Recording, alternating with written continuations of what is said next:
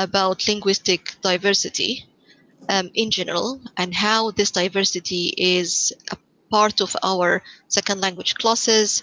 I'm going to relate the linguistic variation to the CEFR principles and descriptors, and then I'll speak a little bit about how I have been trying to integrate linguistic variation in teaching Arabic as a second language, especially for beginners, which is a level that sometimes can be neglected when we think about diversity. So, linguistic variation.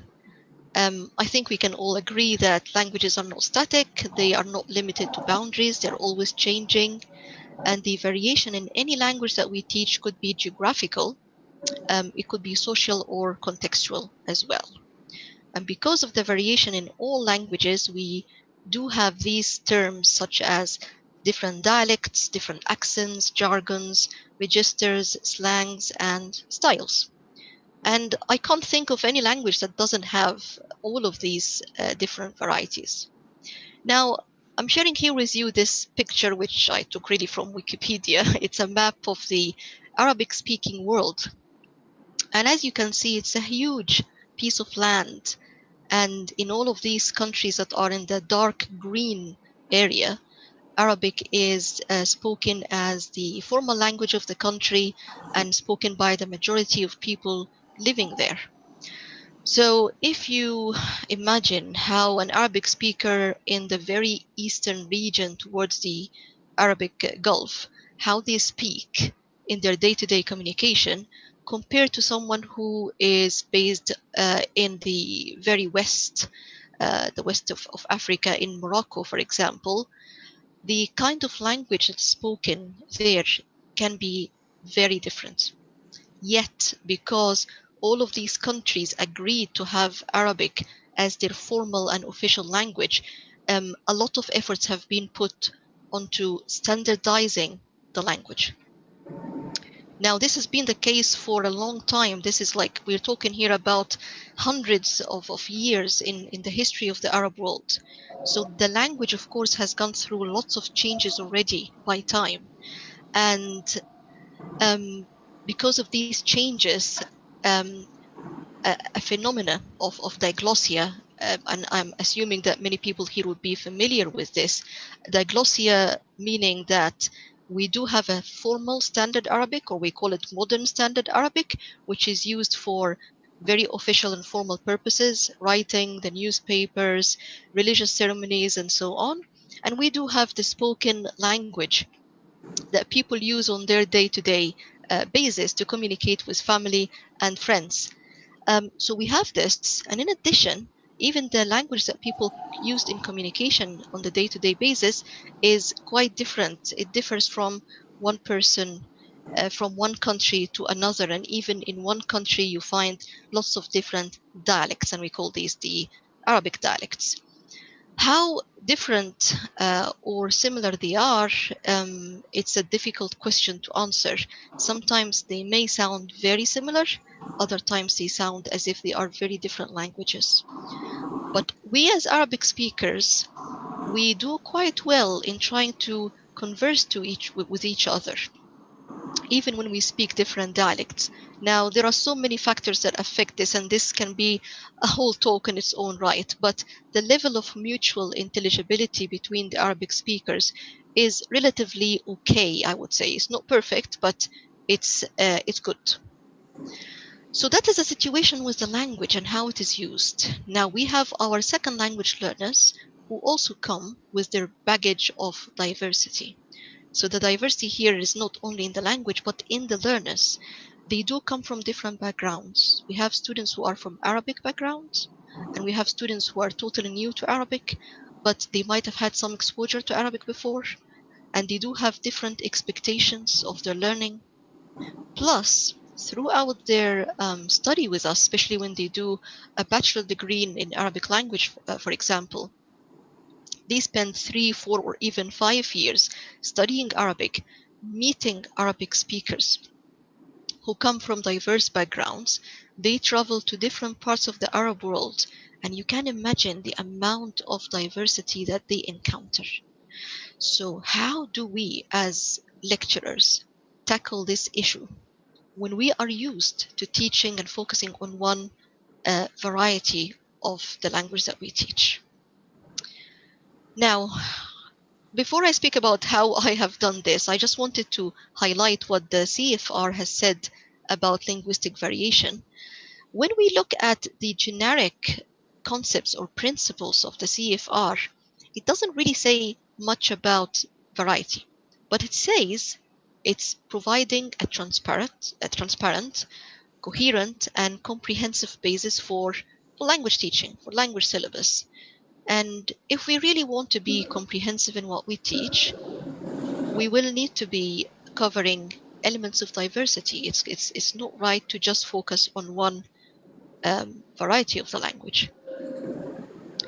But this can be difficult, especially when you come to a beginner's level and you're thinking about the very basic communication skills.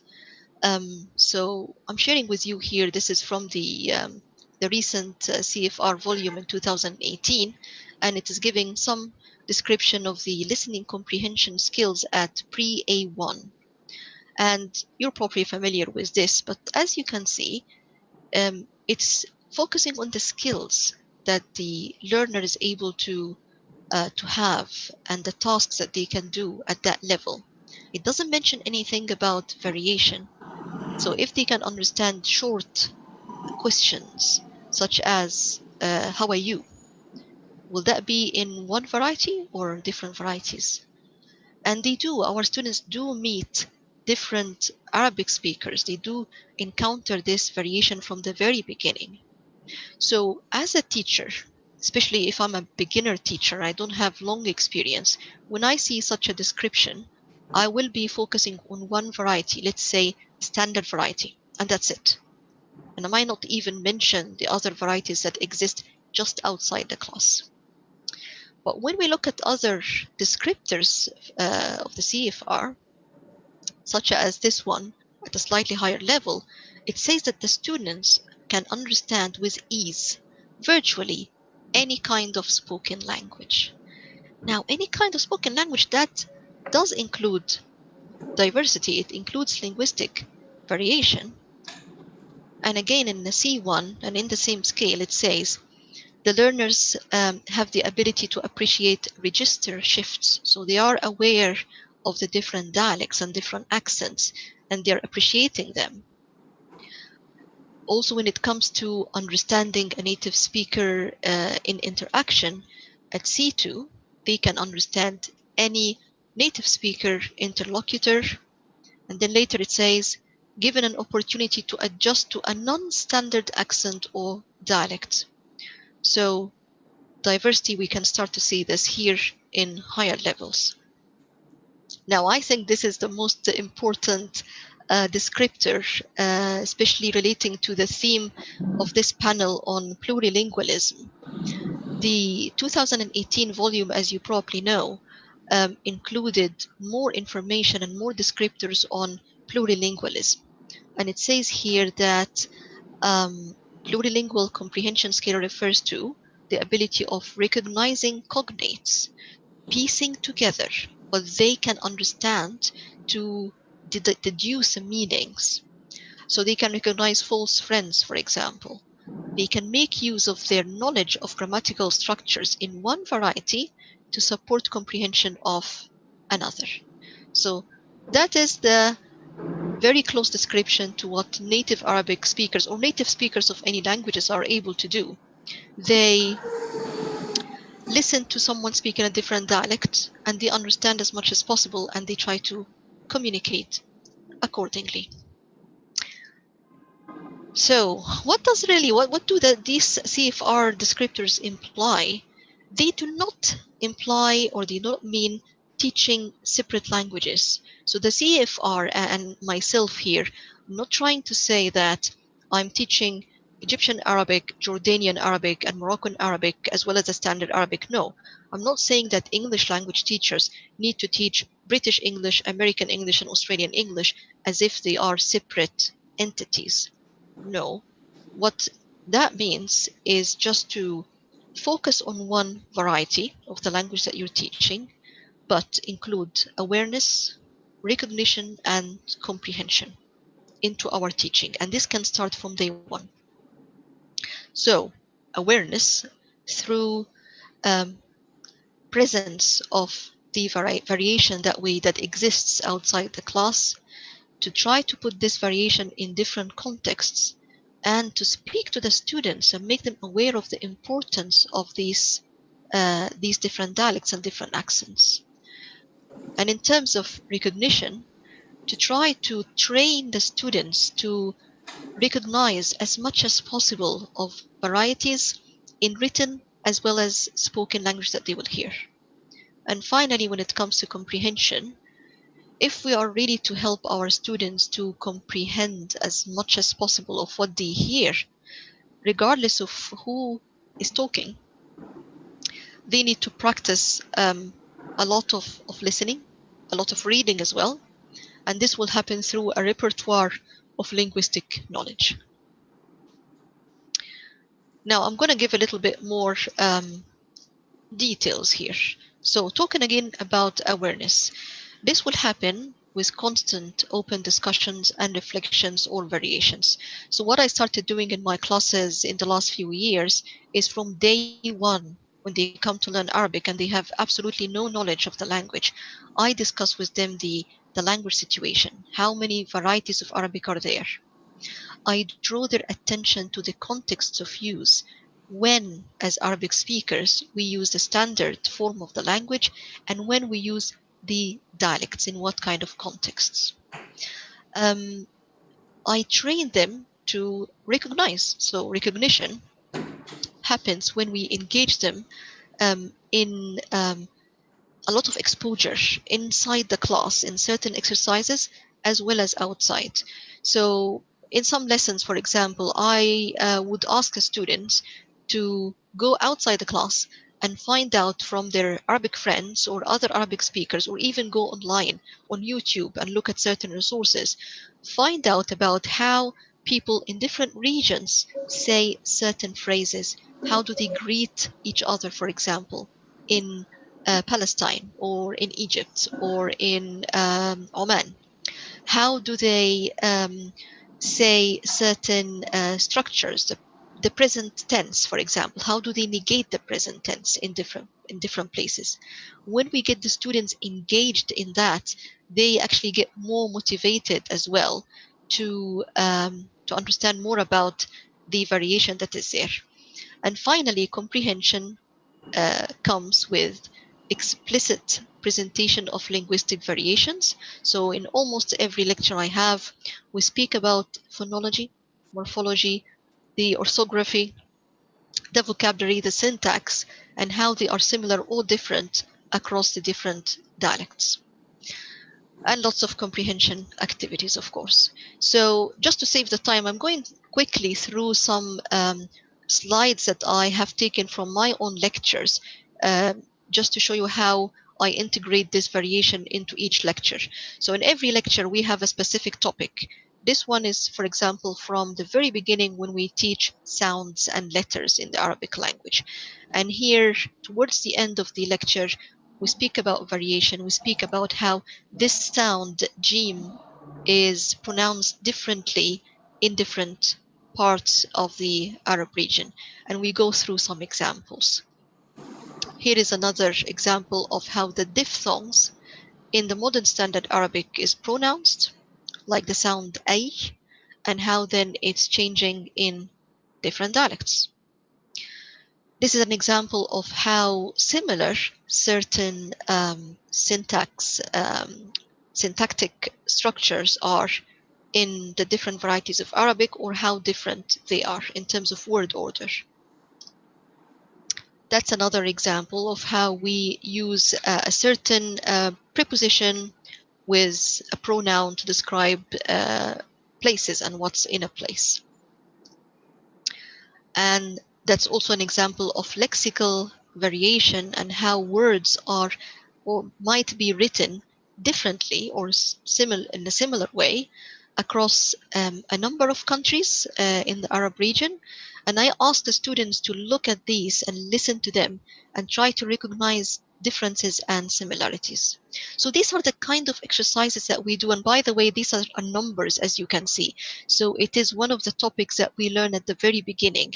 They do focus and practice one variety, so they learn the numbers in the standard Arabic, for example, and then we listen to all the variations and we see how much they can recognize. So what do the students say about this? Because to be honest, when I started this experiment, I was a little bit concerned, and I was warned by some colleagues that I'm confusing them. It's too much. Arabic is already difficult. This will be too much for them. So I did this for the first semester with the complete beginners, and I got feedback from them. And as you can see here, most of the feedback was really positive. One person said one of the best things about this module is the teaching of dialectal variation.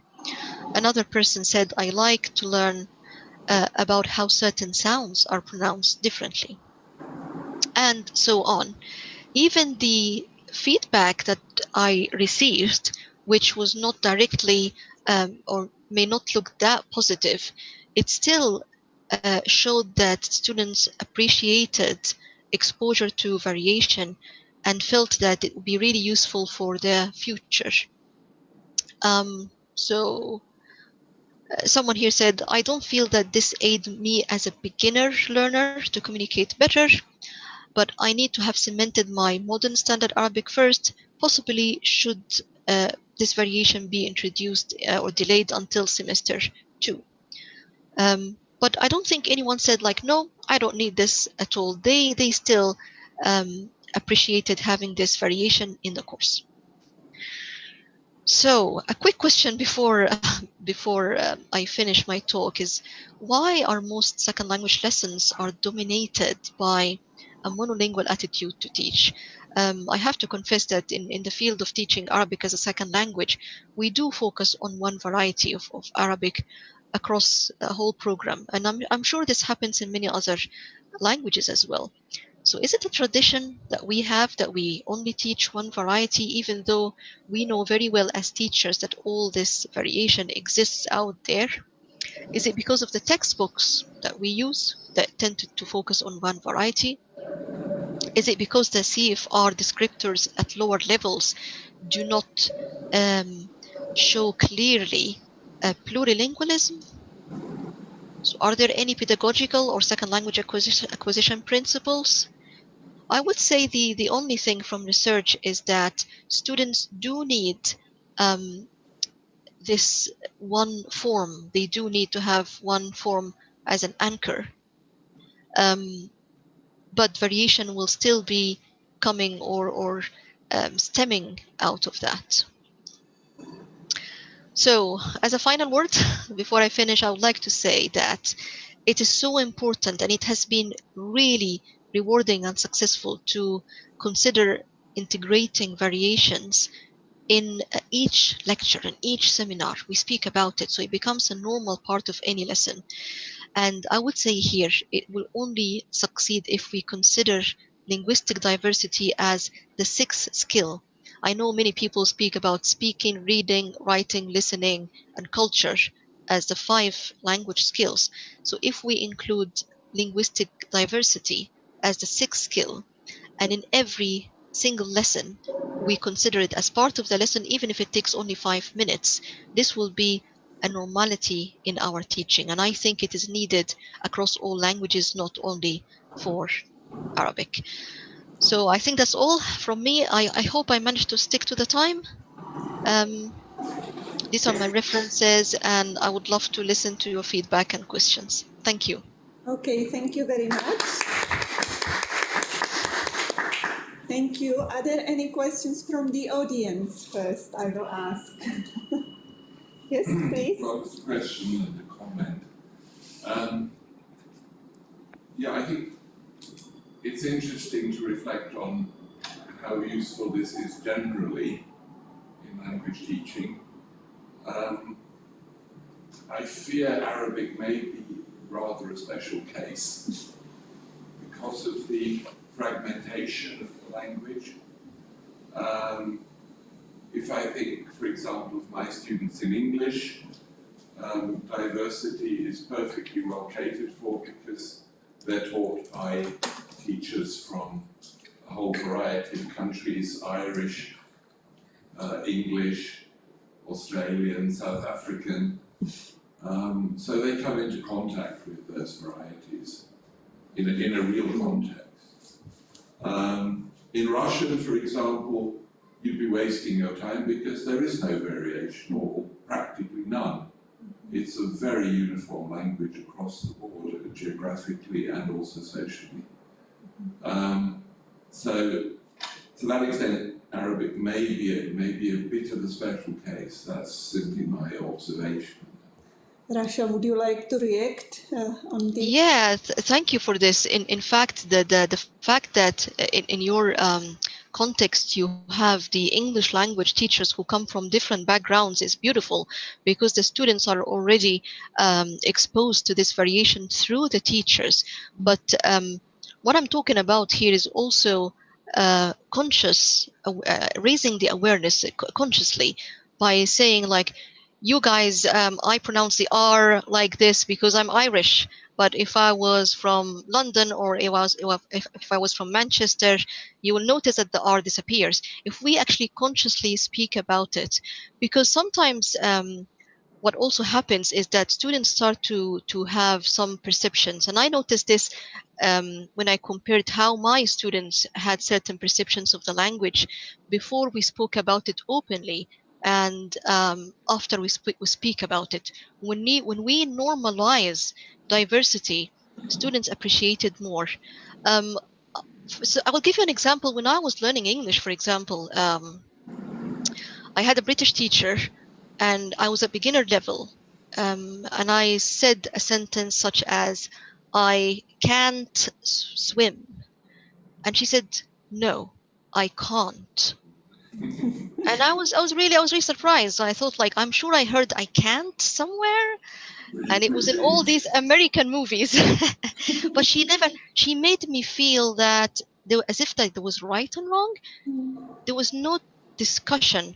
I heard her saying "I can't," and unconsciously I started to think that is the right way. All these Americans don't know how to speak.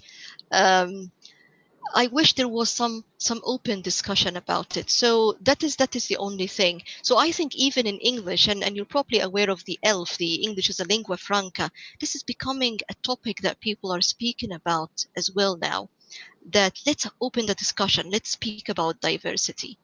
I think you're touching a sensitive spot, because I think a lot of English teachers simply lack the competence to really reflect on the differences in pronunciation between South Africa and Australia and America.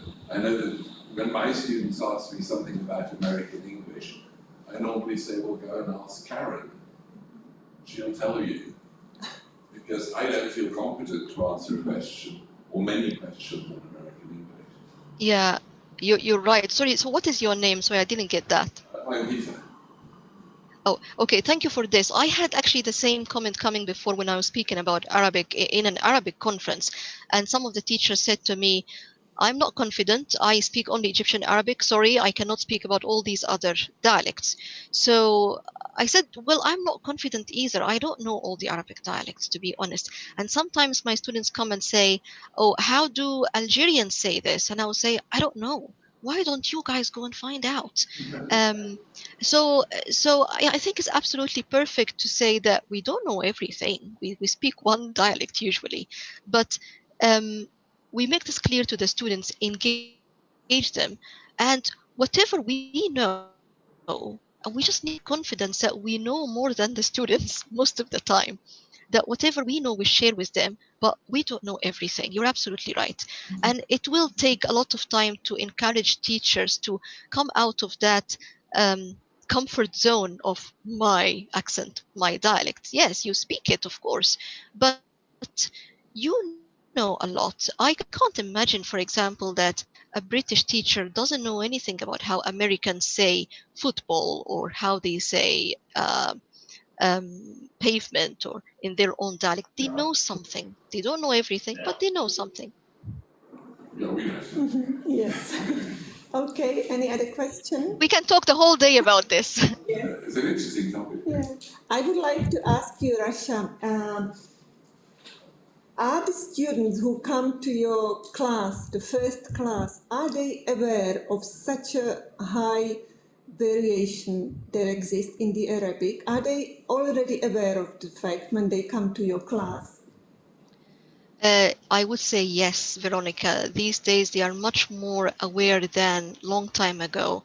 I started teaching in UK higher education in 2004, and students would come thinking that there is one beautiful standard language that is spoken across the whole Arab region. And then they used to go in their year abroad to, let's say, Egypt or Jordan, and they get shocked by how variation is there, and we never told them about it. And that was my mistake. I felt guilty sometimes. But these days, when I start the first lecture and I put that map in front of them, they say, yeah, we know, we've heard about it, we know about it. They told we do still have those absolute who didn't have any information about Arabic before, and they kind of get a little bit overwhelmed. It's like, oh my God, what did I do? Why did I choose to study this language? But then I take it easy and say, like, don't worry, we'll look at this very slowly and very gradually. I'm not going to overwhelm you with 20 plus dialects in one day. So just to try and simplify it as much as possible, but I would say majority know about it beforehand. Okay, I have one comment in our chat because you are being streamed. It is a chat Yeah. from Mark Critchley. Sorry if I Yes. mispronounced it. And the commenter is, that was great, Rasha. Many thanks.